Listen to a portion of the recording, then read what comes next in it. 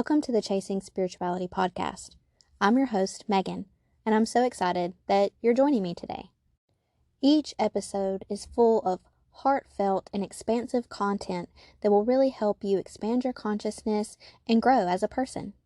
I created this podcast because I wanted to share my own personal experiences on my spiritual journey, but I also wanted to meet others and have them share what they've been through and how they've gotten to where they are today. If you haven't done so already, it would really mean a lot to me if you could rate and review the podcast. This really helps the podcast grow and reach more people, but it also allows me to get more guests on the show. Now on to today's topic. Today I have Michelle Milne, and we connected over a third-party platform where podcasters can meet each other. And so we connected through that platform, and I just instantly, after reading her bio and figuring out a little bit more about her and what she does, what she offers, I just felt this connection, and I knew that she'd be a great guest to have on the show. So join me in welcoming Michelle, and we're so excited you're here. Hi, Megan. I'm so excited to be here. Also, thank you for the invitation and a chance to talk to you. Yeah. So I really like to get started by having the guests share their journey, just sharing how they really got to where they are today, their spiritual path, and kind of a little bit about how all the little things that just led them to this awakening. So just whatever you feel called to share, just go ahead and start from the beginning. Okay, well, there's a lot of information there because it's 50 years of stuff piled in. But I guess I would say growing up in my household with my mom and dad, sister and brother, spirituality, church was a big thing, but spirituality and talking about those things that were paranormal, not so much. And I would still get a dose of that though, because my paternal grandparents, that they had their own experiences. So from an early age, I was hearing about reincarnation. I was hearing about Bigfoot. I was hearing about interactions with spirits and predictions for the future. And I didn't know what any of it was, but I was always curious about it. And I always thought that my grandma had a lot that she wanted to teach me, but sadly she passed when I was about 11 years old. And so she didn't ever get to it. And I remember shortly after she passed, I was in my home by myself. And from the kitchen, I heard somebody call my name. And it has stuck with me all these years. And at that point, like the interest was sparked. And then throughout my life, all these little things would happen. And it was always knocking at my door. And when I was in my early 20s, I had my babies. And I really felt pulled to step in then and start trying to connect with angels and start trying to learn more about everything going on that I know is there. And the timing wasn't right. And so put the book back up on the shelf until 2019. And again, little things throughout this whole time kept happening to me, interactions. So I knew it was there, but I just couldn't fully focus and commit at that time. And then when my kids went to college, empty nesting, I had more time. And then like end of August 2019, they knocked on that door really loud. And this time I answered, and it started with a flickering light in the closet, changed travel plans, some time to listen to a podcast where the guest speaker was an aura reader. And that changed my life, because that night I was at a hotel and I had a dream about my maternal grandmother, and I could feel her, I could smell her, I could touch her. And from there, it's like that whole perspective changed. I just woke up that next morning and knew that I'd never see the world again the same.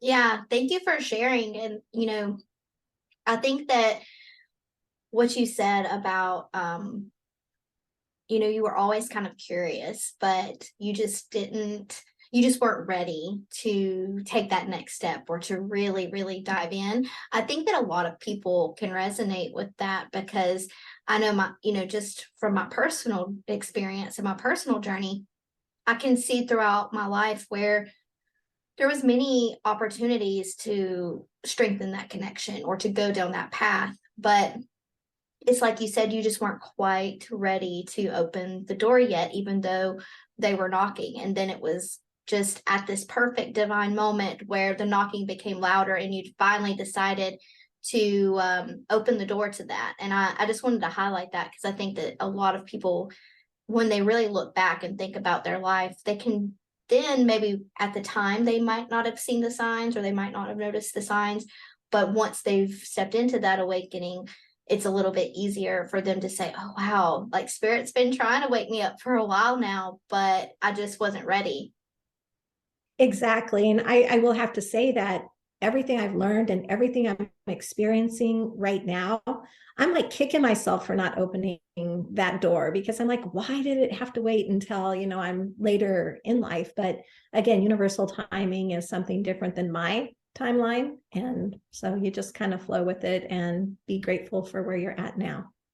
Yeah, yeah, absolutely. So when you became an empty nester, that's when you really started to open up more and more. And I also think that is pretty common for a lot of people because I feel like when we have children, some people, that's when their intuition opens, but for other people, it's more like you feel like you need to give everything to your kids. You've got to be this perfect parent, this perfect mom. You've got to attend all of the practices and all of the games, and just you basically give 100% that we kind of forget to give back to ourselves, and we forget that we're important too and that our cup needs to be filled as well. And so sometimes we become even more disconnected from ourselves and from our spirituality when we become parents.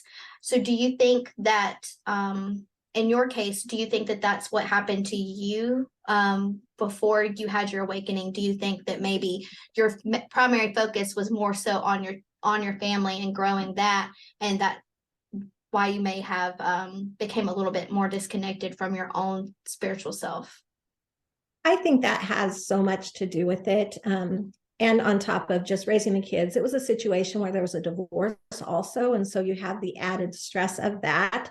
And so just really making sure they were happy and just keeping up with their schedules. And then like with my husband's job, keeping up with the demands of, his schedule too, that yeah, there wasn't a whole lot of time for me for exercise or those little extra things. Or I didn't make the time, I should say. I probably always could have squeezed it in, but I didn't make the time then. I was tired. Mm-hmm. Yeah, I definitely get that. I think so many people can relate with that because I see a lot with my own personal clients, and when I reflect on my own journey, that we just get so caught up in just the everyday things, going to work, taking care of the family, providing, and we just get in this pattern of just going, going, going, going, that we don't take a moment to really go within and ask ourselves what we need or to connect to that spiritual aspect of ourselves. So you become an empty nester and things really start to shift for you then. So can you talk a little bit about what you started to experience after this, or really how you started to progress along your spiritual journey? Right.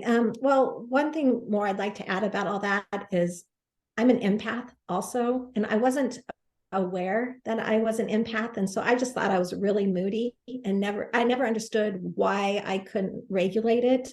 And so since the awakening, that is something I've become very in tune to, is the fact that I do absorb the energy of others and finding ways to put protective measures like around myself to keep those things out while I try to function. But yeah, on this journey, as I said, it started August of 2019.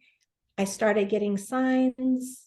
I really stepped into meditation.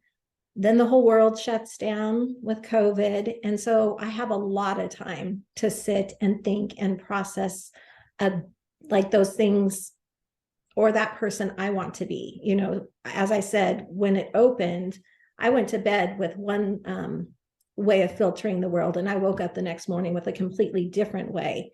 So what do you do with that? And it was a lot of soul searching. It was a lot of stepping in and trying new things and trying to find a place for it all to fit together, because you go down one rabbit hole, then another like rabbit hole and shows up. So it's just trying to keep the focus, trust yourself, trust your guides, trust the universe, and know that you're on the right path.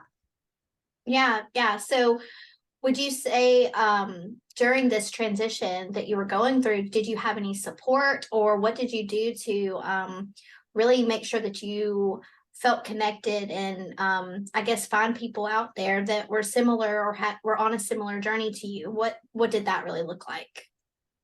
As I mentioned earlier, I had heard an aura reader on a podcast. And so it was about the time she was starting her own podcast. And so I went to her website. I was able to get an appointment with her. And so from her, and then from that network, her Facebook network, it's like a spiritual family, I started meeting and connecting with people more similar to me. And then again, of course, the world shuts down. So then what am I going to do? Because it's hard to find people in my day-to-day life that I can talk to about these things, and they don't look at me like, really? Or is this just a trick you do? Or, something like that. So I found this course. I started taking it, and through this course, I've developed a wonderful group of support around me. So I do have those people now that I can talk to and bounce ideas off and say, hey, this crazy thing happened. I just have to share it with someone. Mm-hmm. Yeah. So you're saying that you didn't have a lot of support from the people that you knew in your life currently. So you were able to find an online community where you were able to meet like-minded people and like-minded souls through this spiritual teacher. Yes. No, and it's been wonderful. And, I feel so blessed because in my day-to-day life, my husband, he doesn't get it all, but he will say to me, I've been around you enough and I've like seen these things happen. So, okay, so he supports me, and I have support there, and from my children and from my family, and they all know about it, and my close friends. But beyond that, it's really hard to open up and talk, because that piece of, or that fear of judgment for me is still out there. I don't know if it exists for you, but it's definitely been a journey for me. What part of the world are you from? Well, I'm in my Alaska and Arizona. I kind of go between the two. Yes. Yeah. So I'm from Alabama, and so this is a very Bible Belt, just a lot of judgment, a lot of dogmatic beliefs that go along in the churches here. And it was definitely really hard for me in the beginning of my journey to come out and talk about these things. And I started off really, really slow. I started off telling just my closest friends and my spouse, and then that kind of gradually moved into sharing with my children and sharing with a few other friends. And when I created the podcast, I actually had in mind of really creating a safe place and a community for people who didn't have someone close to them, who didn't have that support, who didn't have anyone they could talk to feel like, well, there's someone out there like me. So, I can connect. I can feel less lonely knowing that there's someone out there that's going through what I'm going through. So that was my intention when I created the podcast.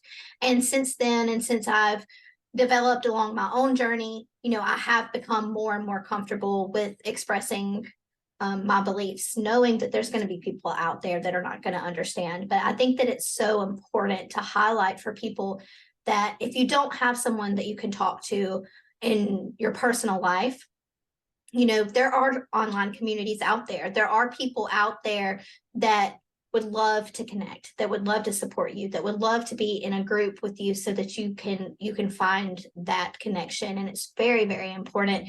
And I do think that when we go through awakenings, we change so much that we feel lonely. And I just think it's really important to highlight that. So thank you for sharing.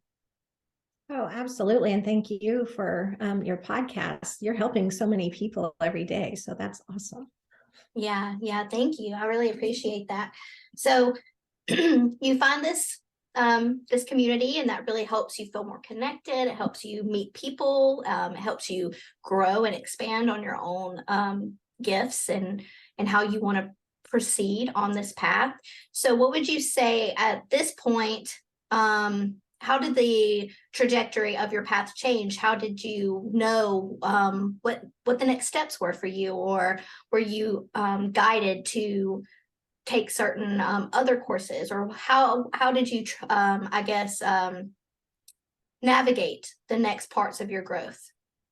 Right. So the course I found online was called the Sage Method. And from there, like anything I could think of, they had a video on that I could watch. And I just really felt like from that, I was taking pieces of information and putting it into a puzzle that would make sense to me. I still feel like I'm walking through my journey and trying to figure everything else out, because right when I think I have the answer, the universe is going to throw something else at me and say, hey, why don't you look at it from this perspective or something? So it is always changing, but I'm stepping more comfortably into the psychic side of what I do. The medium side is there too. Information comes through. It's just, I'm learning to trust myself to share it, because I wouldn't want to hurt anybody. Like I wouldn't want to say the wrong thing. So I'm still struggling with that a little bit, but every day I get more confident, and, it's opened my eyes to so much, and I see so much around me, not just in my third eye, but in the universe around me. I see sparkles in the air. I see colors moving all around me. I see shapes all around me. And so I have been to the doctor and made sure it wasn't a physical issue with all the seeing things. But yeah, no, I just know it's all there. I know it's right there in front of me. And so every opportunity I get, I say, I'm open and I'll connect whatever you want to share with me. And then wait. And the waiting part is the hardest part. That patience is not something in my day-to-day life I deal well with. I don't have any. Yeah, I definitely relate to that. I have to work on my patience as well. So what kind of tools do you use now, since you have gotten a little bit more familiar with your energy and how you want to help people? What kind of tools do you incorporate into your personal readings or into your personal sessions that you do? Okay. I always meditate before going into session, because I find I pick up information during meditation, either like animal energy, colors, something that they can hold on to. And then from there, in my readings, I use tarot cards often. I find that they're a really good way for me just to focus my energy. It's all bubbling up inside anyway, but when I see those images, I can place it there. And I tap a lot into emotions as an empath, so that clairsentience comes in. I think that's the right one. And so that I use tarot cards a lot. And then I also have my pendulum, which I don't really use in readings. That's more personal, my own time, when I'm asking my guides in the world or the universe questions. Yeah. I love all of those tools. I tend to use more Oracle than tarot, but I still am a huge advocate for tarot, and I think that it's an amazing tool to use. So I guess what anyone who's interested in using tarot, whether it's for their personal lives or using tarot for professional readings or anything like that, do you have any advice that you wish that you would have known when you first started working with this tool? Um, uh, when I started working with this tool, I was starting from ground zero. It was March of 2020. I ordered a deck of cards. I'm like, let's figure this out. And I ordered a book to tell me like what each of the cards meant. And so it was a process of going through like maybe 5 cards a day, sitting with them, what's popping out to me about those cards, writing those impressions down, and then reading what the card is about. And I find that as I've gotten more comfortable with tarot, I really intuitively read like an oracle card more, rather than, I mean, that traditional meaning is still there, but different aspects in readings will jump out to me. So I do intuitively read the cards, and that's okay. And I wish I would have known that in the beginning, that it's okay. You read as it speaks to your heart, I guess, as what is wanting to flow through. And it's not always that traditional meaning, but Yeah, like I definitely I think that's really important. I really resonate with that, because that's kind of what turned me off from tarot at first, is because there's just so much to memorize, there's so much to remember, and it was really overwhelming. And so when I do use my tarot cards and when I read with them, it's normally just for myself or friends and family. I don't normally use them in my professional readings, but I noticed when I allow myself to not necessarily forget what the meanings are, but not focus on just the book definitions, but I allow myself to go back to my intuition, to my gut, to my understanding. My readings are still accurate. And I notice that if I go back and I look at the book afterwards to say, okay, well, what does the book say? They still connect. But because I went with my intuition, I was able to really like drive it home, I guess, it's stronger. And so I think it's really important, to let people know that your intuition is what's the magic. That's what the power is. That, yeah, all the decks come with reading, with instructions, and have certain meanings behind certain cards and stuff, but really getting familiar with the way that you receive information, with what the imagery means to you, that's what's going to take your readings to the next level. Oh, definitely. And then, yeah, just feeling free to step into that, because I always ask my guides too, before going into reading, to give me the words that are going to resonate with the sitter the best. And, if I'm trying to concentrate and focus on the traditional meanings, I just feel like I'm going to lose all of that. So it just feels very authentic to step into your own intuition, your own gut, and then let it flow from there. So advice to me once was throw out the guidebook, look at it later, and just let them speak to you. Yes, I love that, and I definitely agree. So I noticed on your website that you refer to yourself as an emotional intuitive or an emotional reader. So I'm sure that that's related to your clairsentience and the empath that's within. But can you talk a little bit more about that and how that works for you?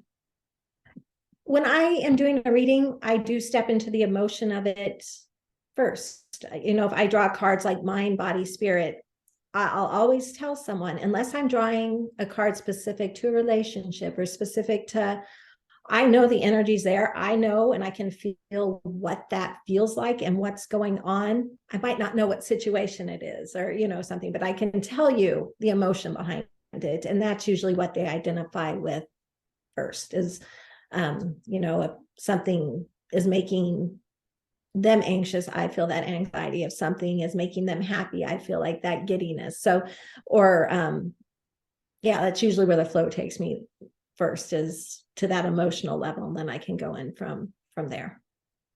Yeah. So do you, I guess, once you open up to the emotions through that specific clair, do you stay on an emotional path, or as you open up and as those doors open up more and more, do you start to tap into the other clairs to get more information, or how does that work? Yeah, it just kind of starts flowing, almost like I just lost the word, the sense of knowing. Like it just feels like I know what I'm supposed to say. And so I would say that that comes in at that point too, and I can expand on them. And it really is, this is what your guides want you to know right now, and maybe look at it from this perspective. I always say in my faith talk every day that it really is my goal to help people see, understand, know, and then share who they really are, because sometimes those feelings, your personal power, like it's like everything gets thrown in on it, and you kind of forget that flame inside. And so my hope is to bring it up through there and then show you your personal power, show you your strength, kind of like coaching. But I don't call myself a life coach, but Yeah, yeah, I love that. That's very I find it really interesting because it's actually really similar to how my primary clairs work because I also am very clairsentient. I pick up emotions all the time. It's definitely my strongest clair by far. I can always read the energy of whoever I'm around or my sitter or the room that I'm in. And then from there, my claircognizance kicks on to tell me, what does this mean? How do I need to interpret this information? And that's when I'll really start to kind of channel this information, which feels like I usually am connecting to their higher self or to their spirit team. And through that, we're giving them guidance. We're giving them advice on what to do and how to proceed. And that's definitely how most of my psychic sessions work. And every now and then, I'll get the clairaudience or I'll get the clairvoyance. But for the most part, I do primarily work with the feeling and the knowing. And so I thought it was pretty interesting because I don't connect with a lot of people where we use the same clairs. A lot of people, most of the psychics and the mediums that I know, they're very, very clairvoyant or they're very, very clairaudient. So I just thought that was really neat, a really neat synchronicity between the two of us. Yeah, you said you felt that before you through the pod match. So yeah, no, definitely. And it wouldn't have been that long ago that I could put a name to what it is. I'm like, I don't know, I just know. And so now I do know what that is. And I'm really stepping into trusting myself too in the everyday world. Like I'll just get a feeling and I'm like, okay. And then like so it'll happen later. I'm like, yeah, I know. And it's just kind of freeing to say, just flow with it. Like, don't try to push it around, away. Don't try to I don't know, play it down or anything. Just be like, okay, yeah, I kind of, and I'm not saying in a like a braggy way to do it, just kind of in your mind to help you like just keep track of like, okay, like this is something. So building up that ability not to doubt yourself, to let that confidence start to build instead. Yeah, absolutely. And that's actually something that I work with my clients on a lot because I have a lot of people that have found me through the podcast. And so they connect and they want to know about their own spiritual abilities and their own spiritual gifts and how they can strengthen them and how can they work with them. And most of the time, I always offer practical tips and tools and things like that they can use, but it always comes down to trust. There's always this element of blocking ourselves because of our own insecurities and our own doubts. And there's no judgment here because I still do it. I give professional readings and I still have moments of doubt and moments of trust. And I know you do as well, like you mentioned with your mediumship, that you still have some fears and stuff around giving mediumship readings because it's just such an intimate connection. And I feel the same way when I connect to spirit. I would say that my mediumship readings are the ones that make me the most anxious and the most nervous because of that same thing. It's a different kind of connection, and so it's normal to be scared. It's normal to doubt yourself. I don't want anyone to feel like, if they're listening to this, that me and Michelle have it all figured out, because I promise we don't. But it's knowing that your fears are simply just fears, that your doubts are just doubts, your insecurities, they're just insecurities. You can have them, but that doesn't mean that they're real. It doesn't mean that they're true. And as long as you can remember that and have awareness around that, you can work through the fears. You can work through the doubts. You can practice. You can join a community where you're able to really showcase your talents and showcase your abilities, because I'm a firm believer that we all can do this. We all have these intuitive senses. It's just getting familiar and getting to know yourself enough to where you can really start to grow your own. Yeah, definitely. And listening to you speak, I was thinking of that aspect of fear. And I have had so many people say, well, aren't you afraid of something negative coming in? Or aren't you afraid of like something going bump in the night? I'm like, not anymore, not like it used to be. Now it's just fear of letting someone down. And so, I mean, it's just really shifted, because I used to have that fear of seeing something standing next to my bed. And so I've really said, like, if you're going to come in, like, come in gradually, or kind of let me know, so I just don't look up and there's something standing there. Mm-hmm. Yeah, I've done that as well. And I think that that's a really good point, that your fears won't always just go away. Even as you learn to work through them and you learn to overcome them, there's normally new fears that come through, because our healing journey is it's just like an onion. There's layers to it, and as we peel back certain layers and we heal certain aspects and we heal certain parts of ourselves, there's always going to be another layer under that we need to work through, so till we can peel that layer off. So I went through the same thing, where at the beginning of my journey and I was connecting to spirit, I was terrified of seeing something that I didn't want to see, or connecting to something that might be scary or might be, might frighten me. And I did exactly like you said, as I started talking and communicating with my spirit team and telling them what I was ready for, telling them what I wasn't ready for, asking them to work with me to gradually open me up so that I wouldn't be overwhelmed, that I wouldn't get frightened and shut down again.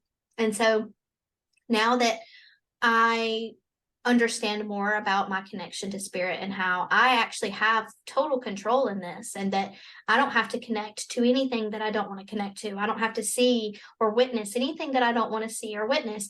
Now my fears have shifted into more so around my own abilities, and what can I actually do, and can I really do this, and what if I get something wrong, or what if I say something that they don't resonate with, or that they don't understand, or just little things like that pop through. And I can tell that as I continue to grow and as I continue to heal, those fears are slowly fading away, and they're not as strong as they once were either. And so it's really important to highlight that we all have fears, we all have doubts, we all have things that scare us, and yours are similar to someone else's out there. Yours are going to change, but it's about being aware of what they are and deciding, I'm going to confront them and I'm going to work through them no matter what.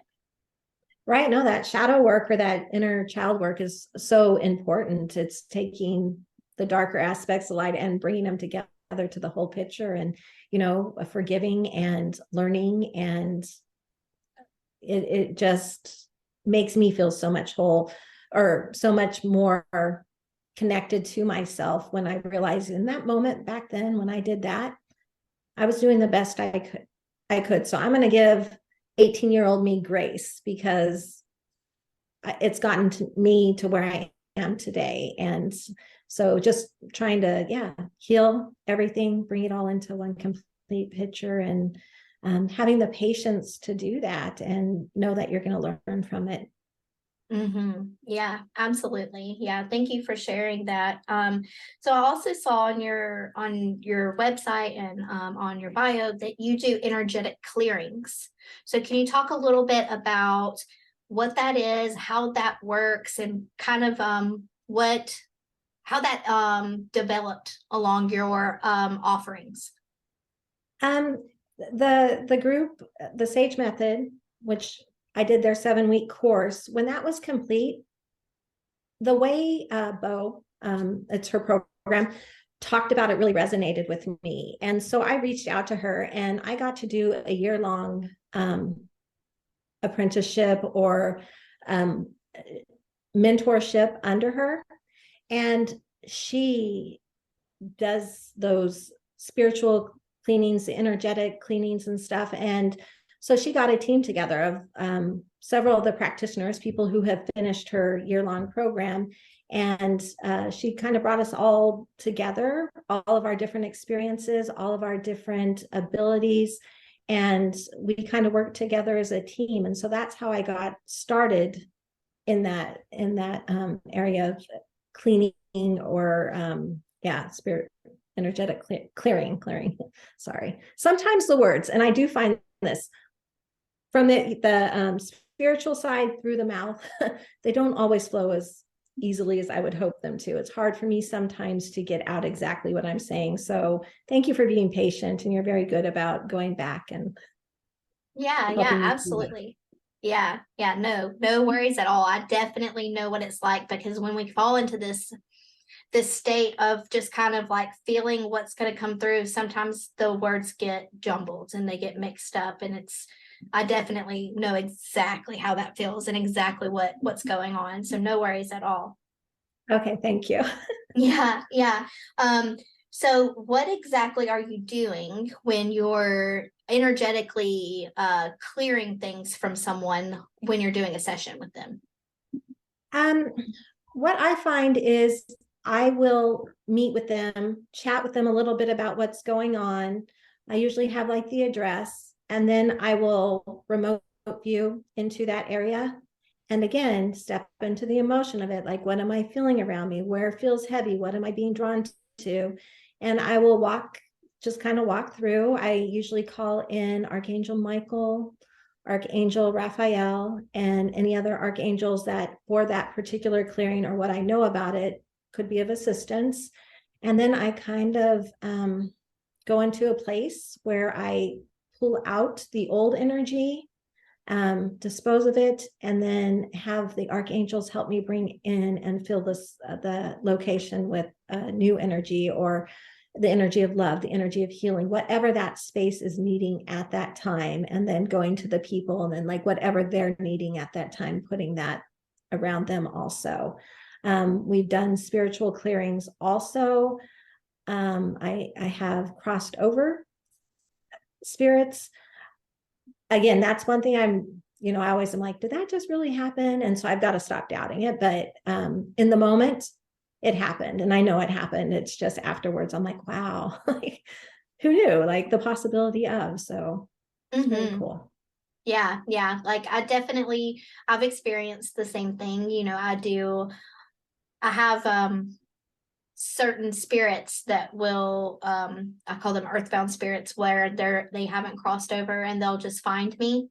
And when they find me, I can just feel them kind of follow me around, waiting for me to address them, because I have certain boundaries with spirit where they're not allowed to just pop in. They're not allowed to just communicate with me whenever they want to. They're not allowed to show up in my room and stand at the foot of my bed and scare me at 3 o'clock in the morning, because that's happened a couple times. So I have certain boundaries in place now where I'm like, unless I invite you, you don't interact with me. And like, unless you're like my spirit team or my guides or my loved ones, that's different. But if you're just like, some spirit that I'm not familiar with, you're not just allowed to come to me at any time. So a lot of times I'll feel them kind of following me around, like they're just, hi, we're here when you're ready to address us. And so when I address them, it's normally they're needing help being crossed over. There's normally something that's tied them here. They just need to be witnessed. They just need someone to hear their story so that they can let go and they can move on. And there's been, I've done it several times now. And even then, like you said, when you go back and you think about it, in the moment, you knew it was real. You could just feel it. You knew it was real. But afterwards, you're like, huh, did I really experience that? Did that really happen? Or did I just make all of that up in my head? So I know exactly how it feels, because it's just so surreal. Like it's just this different experience that it almost feels too crazy to be real, but at the same time, you experienced it, so it has to be real. Absolutely. And it's one of the wonderful things about working as part of a team, because we each have our own abilities and we each bring something different to the equation. And so when we're working together, it's almost like our guides have assigned us tasks. You go and you handle this, they'll handle that. And we all have a slightly different experience, but they all do tie back in together at the core, like where they're all coming together. It really is remarkable, and it's a wonderful team, and it's helped me so much with growth and being able to have those people to talk to about it and experience that with. Mm-hmm. Yeah. So would you say that people, do they contact you pretty regularly if they feel like they do have a spirit around or they do have a spirit attachment? Or do you get contacted more for someone who maybe has like emotional baggage or emotional wounds that they're trying to release? Or is it about 50-50? Um, I would say more of I've done more energy clearings than crossing overs, like within the group. And then again, like you, some days something will pop through in meditation and I know they're there and I know they're needing help.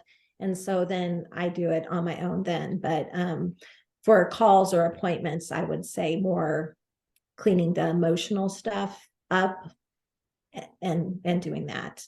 And I do want to say too, because as we're talking, another important thing to remember if you're new or going through a spiritual awakening is everybody has their own abilities. So be sure not to compare yourself to where another person is. And it just flows through for different people. And I know for me, I've gotten caught up in that myself, like, oh, well, so-and-so gets to see and gets to hear and gets to do this, discounting what I get, but that's just how I experience it. And they might, so just be comfortable being you and know that what's authentic to you will flow in. Yes, thank you for highlighting that, because I've experienced that on my own journey as well, where I'm not the most clairvoyant person. I don't see things a lot in my mind's eye like a lot of mediums and a lot of psychics do. I mean, I know if I throw a stone in a pool full of 200 psychics, about at least half of them are going to be clairvoyant. And so I went through this thing in the beginning of my developing journey where I was just kind of second guessing myself and my own abilities and what I could actually do, and kind of feeling a little jealous of people who had this gift of sight. And so I thought, well, maybe I need to work on my sight then. Maybe I need to strengthen and develop my sight because there's something wrong with me. And so as I worked on that and I worked on that fear, my guides told me, like, you have sight, you have the ability to use it. You just don't really need it. And if you want to strengthen it, if you want to grow it, you can, but know that that's not the type of reader that you are. You don't need those gifts. You don't need access to your sight all the time. And they just kind of, how your spirit guides can be. They can be kind of vague sometimes. So they just told me, they're like, you'll know why later. And so as I continued to progress, I realized that there were certain blockages that I had around my sight. Not to mention, I actually see more physical than I do in my mind's eye. So if there's a message that's very important and it needs to come through, I'm going to see it.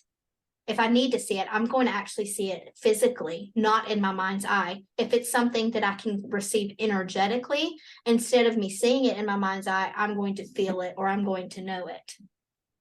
Right. No, and that makes so much sense. And I would say where clairvoyance comes in for me is really during meditation, because I see these beautiful colors that come through, and usually purples, greens, blues are the main ones, but sometimes I'll get yellow and red. And those are the colors that I associate each one of my guides with too. So it could just be my guides coming through, but then sometimes they morph into shapes. And so I'll see a shape there and then it'll release. And sometimes, like in meditation, like I will see faces like flash in and then back out. And it's so quick, I can't really grab on a good image. I know someone's there and I know something, they're trying to get my attention. So that's where clairvoyance comes in for me, because like you, I do see more physically around me, like in colors and sparks and stuff like that. Yeah. Thank you for sharing that. I think that that's really good advice for anybody that is really trying to just get to know themselves more, get more in tune with their own abilities and their own gifts. It's so important to understand that we're all different, and no gift is greater than the other. And don't fall into that same trap thinking that if you don't see or you don't hear or you don't feel, know that you are exactly where you need to be, and that whatever intuitive senses that you're feeling the most drawn to, that you're feeling the most called to, that's for a reason, and that's just part of who you are. And so make sure you embrace that. Oh, definitely. Yeah. So do you see, oh, go ahead. Oh, go ahead. Do you have any other advice or wisdom that you would like to share for anyone that's maybe on the beginning of their path, or just really starting to embrace their intuitive nature? Do you have anything else that you're just being guided or feeling called to share? Just be open to possibilities. Don't put expectations out there and say, okay, I'm going to do this, this, and this, and I expect this, because it doesn't work like that. Just be open to possibilities and how things are going to unfold for you, instead of saying, oh, that could never happen. change your mindset to, well, why not? Or of course that would happen. And just be open to the signs, be open to the synchronicities that happen around you, because they happen everywhere. And for me, those are the most wonderful things, like when I have something sync up, or I get a message in, and I just know, because there's no other reason that would have happened other than it was a message to me about something. And it just keeps me excited. It keeps me engaged. It keeps me curious and keeps pulling me down that path. I want to learn. I want to know, understand. Anyway, I'm never going to know everything. I just want to understand what I'm experiencing.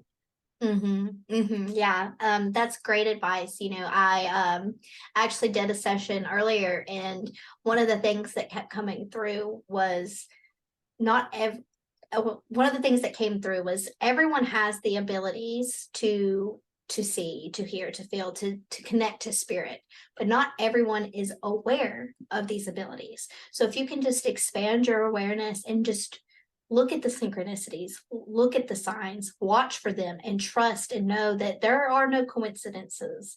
This is really happening to you. You're really experiencing this, and just fall into that place of trust. That's what's really going to push you into the next level of your evolutionary path. Exactly. And like, yeah, just again, be open to how it comes through, or how it presents itself to you, because there are surprises everywhere. Like, it just is amazing. Yes, yes. Well, it's been really nice to have this spiritual conversation with you, to get to know you and more about your path and how you've progressed on your own journey. Is there anything else you would like to tell the listeners before we go? And would you like to share where they can find you, how they can connect to you, and any offerings or services you want to talk about? I just want to say thank you for this conversation today. I've been looking forward to it, and it helps and that's, I guess, what I would like to share with the listeners. Every little bit helps, like where you can find information and find a community, and those people that you can talk to. I have a website. It's called spirituallysituated.com. It needs a little attention just because I do have a little bit of a block on my writing right now, but once that's up and running, that blog will be up and running. So. Yeah. Thank you. Thank you for being here. Thank you for your time and for sharing, just being so vulnerable and sharing your path with the listeners. I know that they will be able to feel connected and feel like there's someone out there that they can really connect to and know that they're not alone. Yeah, and thank you again for this podcast and doing your job every day to help others feel connected and know that they're not alone. It's really important. Thank you. Thank you so much for joining me today. If you enjoyed this episode, please share it with someone you love. And it would mean so much to me if you could rate, review, and subscribe so that the podcast can reach and assist more people. Until next time, I'm sending you so much love.